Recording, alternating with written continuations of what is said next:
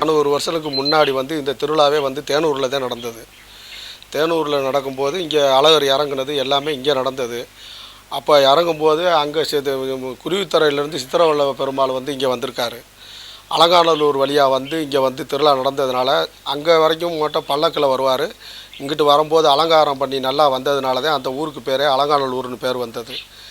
இங்கே மண்டூக மகரிஷிக்கு சாப விமோச்சனம் கொடுத்த இடம் வந்து இன்றைக்கு வரைக்கும் இருக்குது. திருப்பாக்கடல்ன்ற நேமில் இருக்குது. இந்த திருவிழாவை வந்து அங்கே மதுரையில் திருவிழா நடக்கும்போது கூட்டம் இல்லாமல் இருக்குது. இங்கே திருவிழா நடக்கும்னு சொல்லி அந்த காலத்தில் திருமல நாயக்கர் காலத்தில் வந்து இந்த திருவிழாவை வந்து பார்த்துட்டு போனவர் 2 திருவிழாவும் சிவனையும் வைணவத்தையும் ஒன்றா சேர்க்கறதுக்காக இந்த திருவிழாவை ஒன்றிணைச்சி அங்கே பண்ணுறதுக்காக நீங்கள் திருவிழாவுக்கு அங்கே வந்துங்க நான் உங்களுக்கு எல்லாம் செய்கிறோம்னு சொல்லி அந்த காலத்தில் முன்னோடி வந்து தங்க காசு வெள்ளி காசெல்லாம் கொடுத்துருக்காங்க. இப்போ வந்து கோயிலேருந்து 200 ரூபா கொடுக்குறாங்க. அதை வந்து இன்னும் ஏற்றி கொடுக்கணும்னு சொல்லி கேட்டிருக்கோம். இப்போ கோயிலில் வந்து வண்டியூர் தெப்பக்குளத்தில் வந்து இந்த மண்டபம் வந்து தேனூர் மண்டபப்படிக்கு மெயின் வந்து அந்த மண்டூக மகரிஷிக்கு சாப விமோச்சனம் பொருட்டு தான் அந்த அழகர் வர்றாரு. இதை வந்து மீனாட்சி கல்யாணத்துக்கு வர்றாரு, கல்யாணத்துக்கு முடிஞ்சோடனே திரும்பி போயிடுறாரு அப்படி இப்படின்னு சொல்கிறதெல்லாம் வந்து கட்டுக்கதை. மண்டூக மகரிஷிக்கு சாப விமோச்சனம் பொறுத்துட்டு தான் இங்கே வர்றாரு. அதனால் இங்கேருந்து நாங்கள் எல்லா திருவிழாவுக்கும் இங்கேருந்து கிராம மக்கள் சார்ந்து இங்கேருந்து நெல் கதிர்கள் கொக்குகள்லாம் பிடிச்சிட்டு போவாங்க. மழைன்ற ஒரு கடுப்பு இதை வருஷம் வருஷம் கொண்டு வருவாங்க. அங்கே பூ தாமரை பூ வாழை இலையெல்லாம் போட்டு அதுக்கு தனியாக மகரிஷம் பண்ணி அன்னதானங்கள்லாம் சாமிகளுக்கு படுதி சாமி வந்து 11 மணிக்கு சேஷவாகனத்தில் அங்கே வருவார்.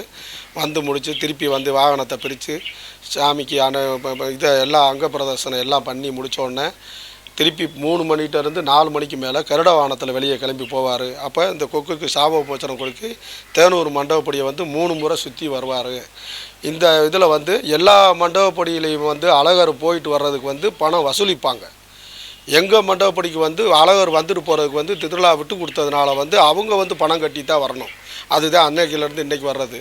இப்போ ஆமாம், அது போக இங்கே வந்து தேனூரில் வந்து நெல் விளையிற முதல் நெல்லை வந்து நெல் கோட்டை கட்டு விழாம்னு ஒன்று நடக்கும். அதில் வந்து இங்கே நெல் விளைஞ்சிருச்சுன்னா மார்கழி 30 வரைக்கும் அறுக்கலாம். தை பிறந்துருத்தா கருது அறுக்கக்கூடாதுன்னு. அப்படி கருது அறுத்தாங்கன்னா அழகருக்கு வந்து கோட்டை கட்டு நிகழ்ச்சின்னு ஒன்று நடக்கும். அதில் கோட்டையை நெல் கதிரிலேயே இது மாதிரி மணி மாதிரி கட்டி இந்த கதிர் இந்த தோரணங்கள் மாதிரி கட்டி விசிறி மாதிரி கட்டி இதெல்லாம் கட்டி நெல் போட்டு முதல்ல அழகர் கோயிலில் ஒண்டி படைச்சிருவோம். அவருக்கு இது அழகுமலையான் பூமின்னு சொல்லுவாங்க. இங்கேயே அழகர் கோயில் இருக்குது. அங்கே இருக்கிறவரும் சுந்தரராஜ பகவான், இங்கே தேனூர் இருக்கிறவரும் சுந்தரராஜ பகவான். பெருமாள் வந்து ஒவ்வொரு ஊர்லேயும் ஒவ்வொரு பேரில் இருப்பாங்க. ஆனால் அழகூரில் இருக்கிறவர் சுந்தரராஜ பகவான், இங்கே தேனூரில் இருக்கிறவர் சுந்தரராஜ பகவான். எங்கள் ஊரையே இன்றைக்கி சுந்தரராஜ பூமின்னு தான் சொல்லுவாங்க. சுந்தரராஜ பூமின்னு தான் இன்றைக்கி சொல்லுவாங்க. அதனால தான் இங்கேருந்து எல்லாமே தொட்டு கிராம மக்கள் எல்லாமே ஒன்று சேர்ந்து இங்கேருந்து எல்லாம் அந்த கொக்கு பிடிச்சி போகிறதுலேருந்து ஒவ்வொரு வேலை இளநி தோரணங்கள்லாம் கட்டி சாமி கொண்டு போய் நாங்கள் அவங்களுக்கு மரியாதை செய்கிறது, அவங்க எங்களுக்கு மரியாதை செய்கிறது இன்னமும் காலங்காலம் நடக்குது. எல்லாம் சிறப்பாக தான் நல்லா பண்ணிக்கிருக்கோம். இன்னும் மேலும் சிறப்பாக நடக்கும்னு நாங்கள் நம்பிக்கையாக இருக்கிறோம். என் பேர் வந்து ஊர் தண்டல்காரு, ஆர் அழகர், ஊர் காவக்காரன் கூட.